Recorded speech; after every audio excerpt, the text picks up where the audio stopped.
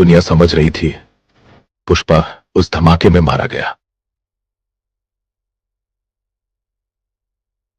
लेकिन वो आज भी जिंदा है। उस धमाके में उसका परिवार खत्म हो गया, बीवी बच्चा सब कुछ छिन गया।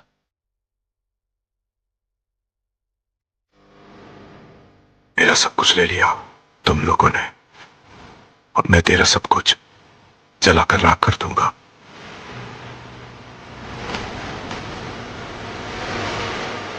खेल तो कब का खत्म हो गया था पुष्पा। जिसने पुष्पा से उसका परिवार छीना,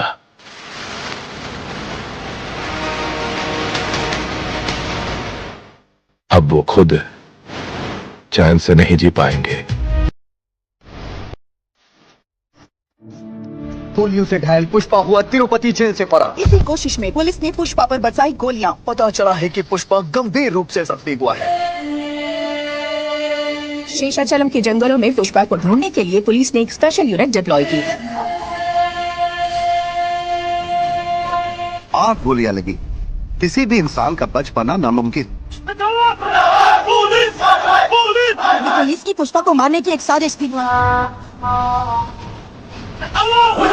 सब कुछ यही देख रहे हैं कि पुष्पा पैसे किस तरह कमाता था, पण तुम्हाला माहिती आहे का पुष्पा ने पैसों का क्या किया?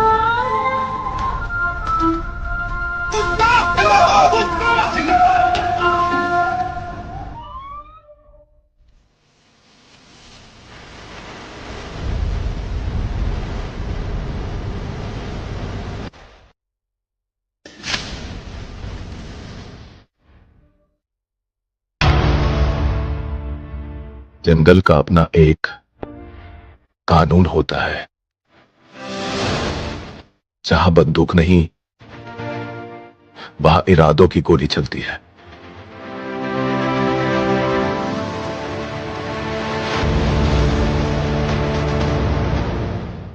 अब लौट रहा है इसने खुद अपनी दुनिया बनाई थी। पुष्पा वापस आ गया है। पुष्पा उस धमाके में मरा नहीं, अभी भी जिंदा है। अब लड़ाई इज्जत की नहीं, सरकार बनाने की है।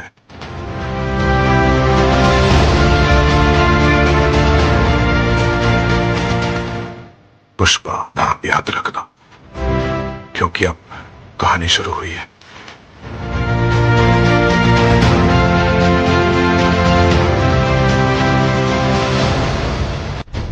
आज वही जंगल उसकी आग में जल रहा है। पुष्पा के लिए लाल चंदन सिर्फ कारोबार नहीं था, वो उसकी पहचान थी, उसका सम्मान था। पर जब दुश्मनों ने उसकी पहचान को आग लगाई, तो पुष्पा ने उनकी दुनिया ही फूंक डाली।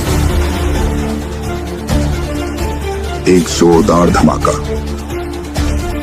उसकी मां, उसकी पत्नी श्रीवाली और उसका मासूम बेटा, सब कुछ खत्म।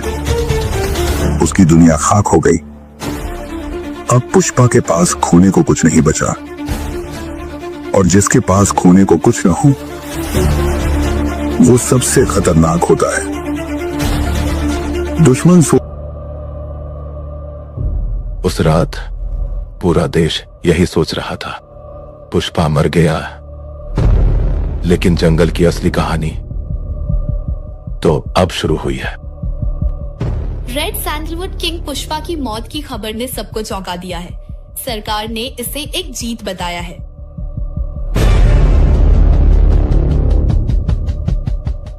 ये सिर्फ लाल चंदन का धंधा नहीं, ये आग का व्यापार है।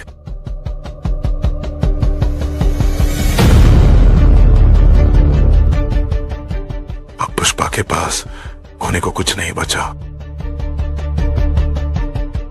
अब और खतरनाक हो गया है।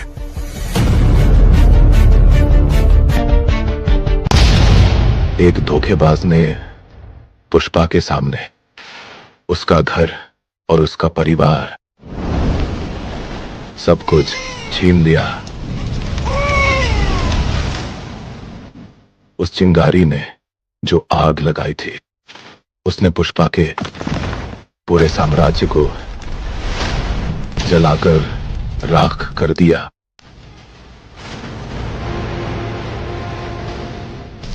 पुष्पा को शिकार बनाने का अब वक्त आ गया है।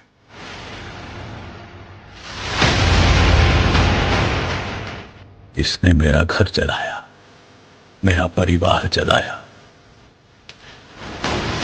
उसकी दुनिया को राख बना दूंगा।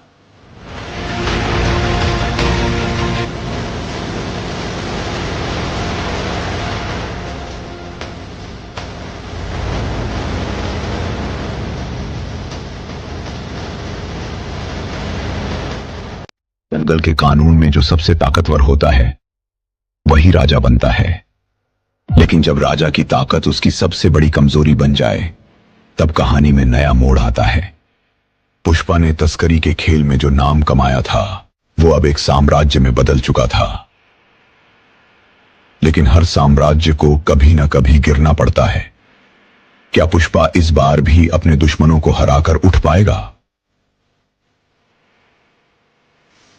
यह सिर्फ एक आदमी की कहानी नहीं, बल्कि एक ऐसे संघर्ष की कहानी है जो उसे नायक से एक किंवदंती बनाती है। पुष्पा की असली लड़ाई अब शुरू होती है।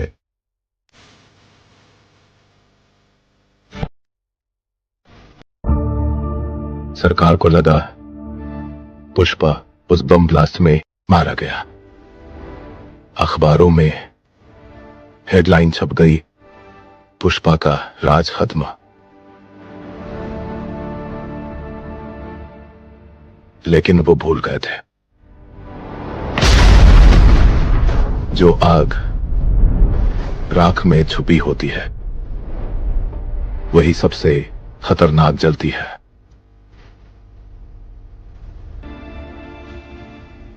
बेटा हुआ है,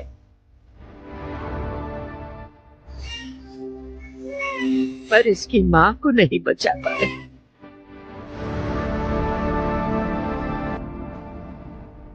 एक धमाके ने, एक पल में उसने सब कुछ खो दिया। लेकिन अब वो सिर्फ जिंदा नहीं, बदला लेने आया है।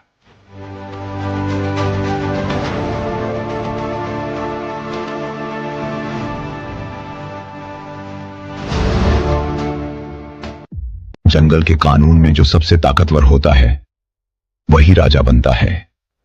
लेकिन जब राजा की ताकत उसकी सबसे बड़ी कमजोरी बन जाए, तब कहानी में नया मोड़ आता है। पुष्पा ने तस्करी के खेल में जो नाम कमाया था, वो अब एक साम्राज्य में बदल चुका था। लेकिन हर साम्राज्य को कभी ना कभी गिरना पड़ता है। क्या पुष्पा इस बार भी अपने दुश्मनों को हराकर उठ पाएगा? यह सिर्फ एक आदमी की कहानी नहीं, बल्कि एक ऐसे संघर्ष की कहानी है जो उसे नायक से एक किंवदंती बनाती है। पुष्पा की असली लड़ाई अब शुरू होती है।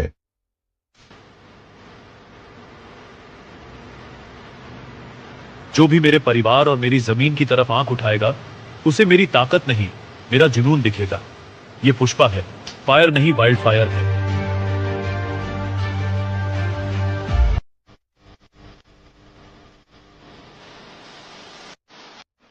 देश के हर कोने में एक ही नाम गूंज रहा था।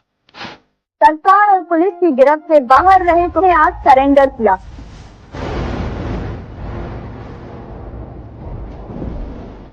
पुष्पा अब लाल चंदन की तस्करी का बादशाह बन चुका था।